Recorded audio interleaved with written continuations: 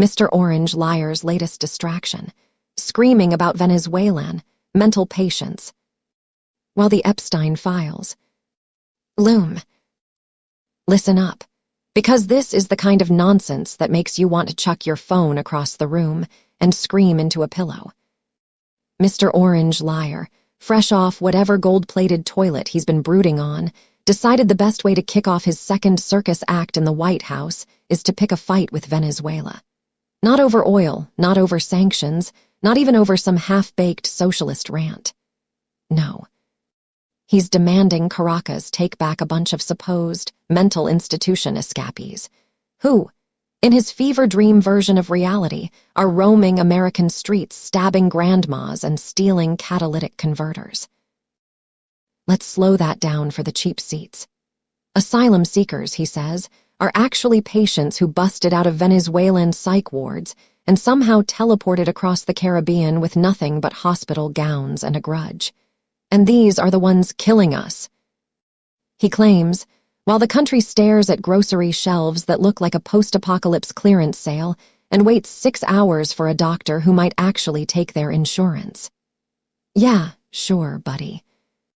The only thing killing Americans right now is the guy who spent 4 years turning the federal government into a personal piggy bank and is now back for seconds. Here's the part where the sarcasm train leaves the station and heads straight for the cliff.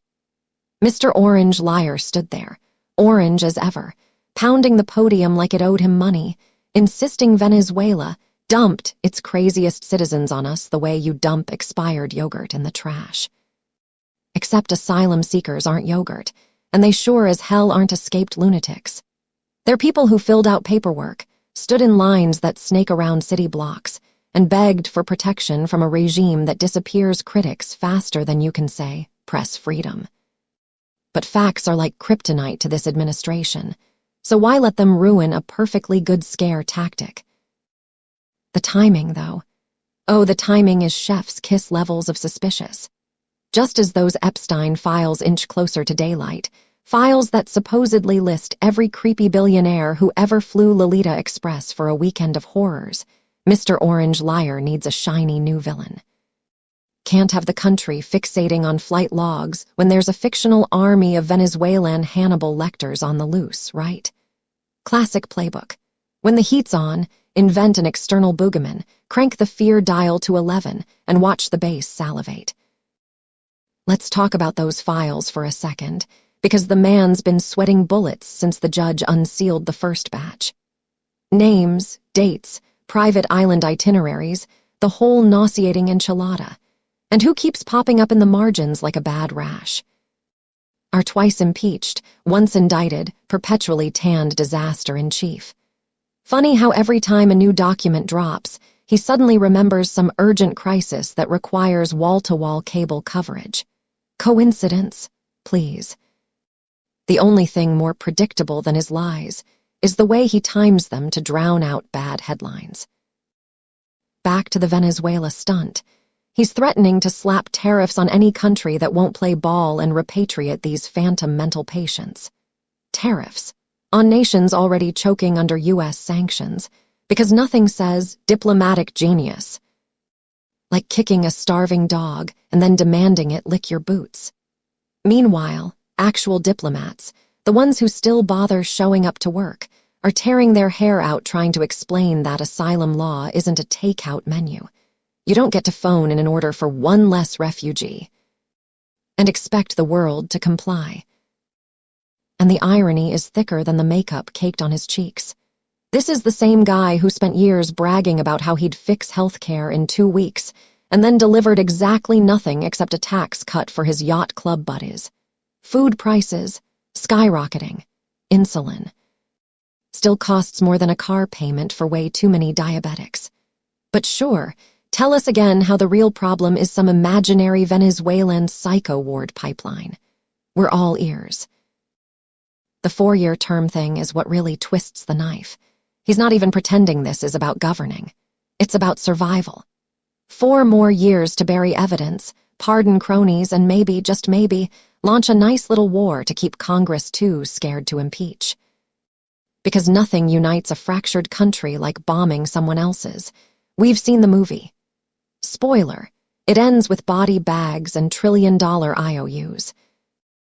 Impeachment talk already feels like déjà vu, but this time the stakes are nuclear. The man's got a rap sheet longer than a CVS receipt and a loyalty cult that treats subpoenas like love notes.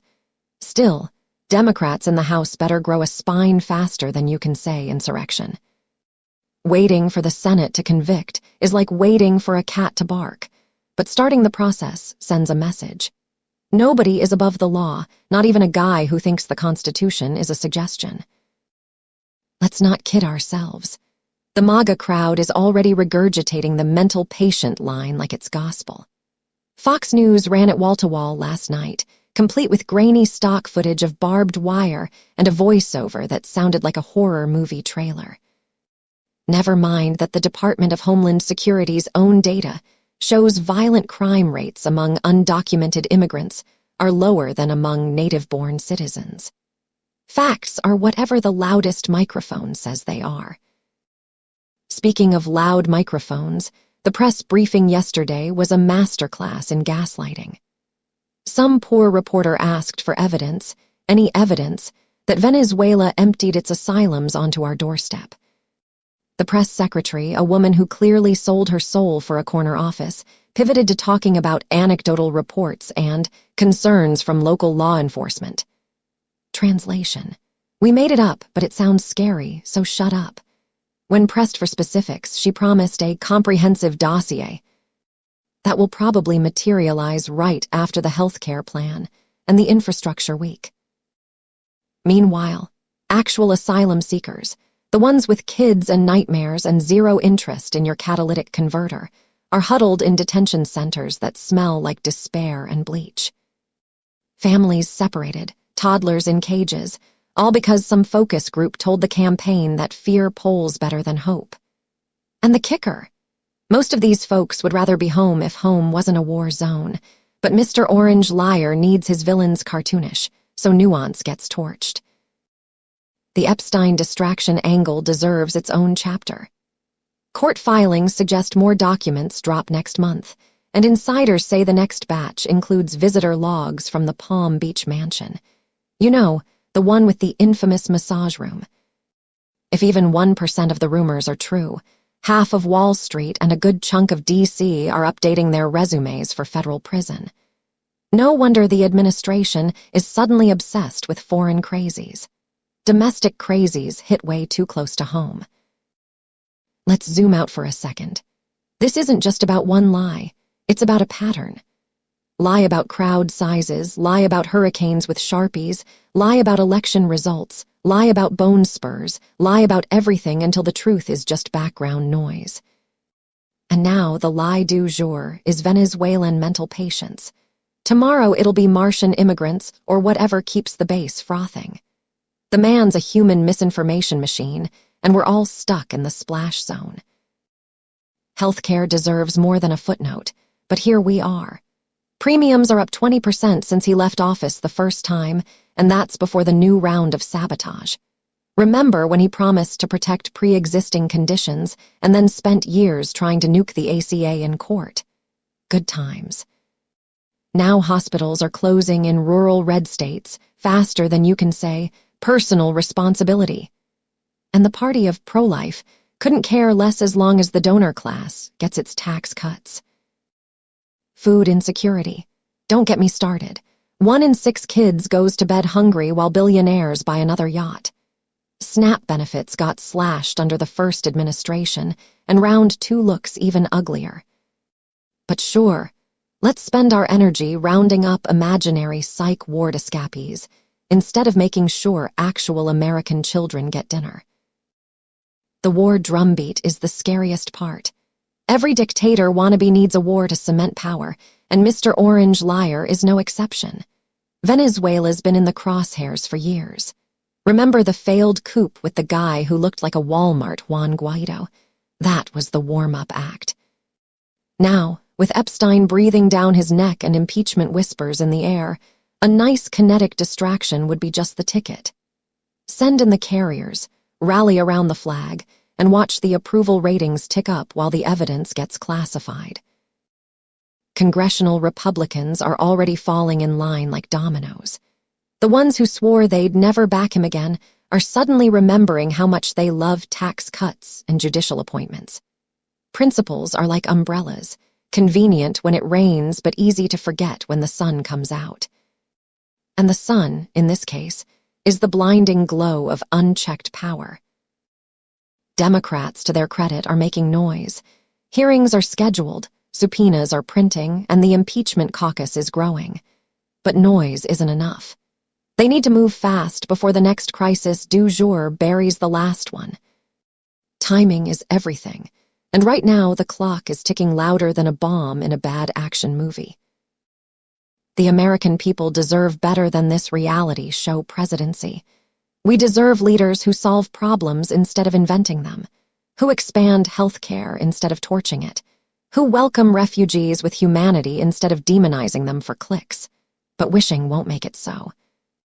Only pressure, relentless and unforgiving, will force accountability. So here's the call to action, because somebody has to say it. Call your reps, flood their inboxes, show up at town halls. Make it impossible to ignore the mountain of lies.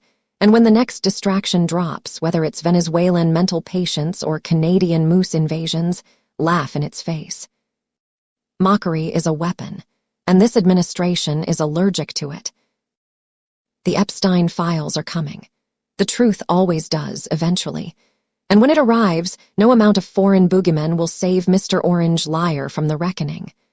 Until then, stay angry, stay loud, and for the love of whatever you hold sacred, don't let them normalize this madness.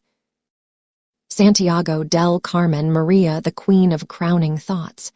Because I say it like it is. Copyright 2025 independent writer, crowning thoughts truth speaker, AI video content creator, writer, blogger, Santiago DC. Maria. All rights reserved.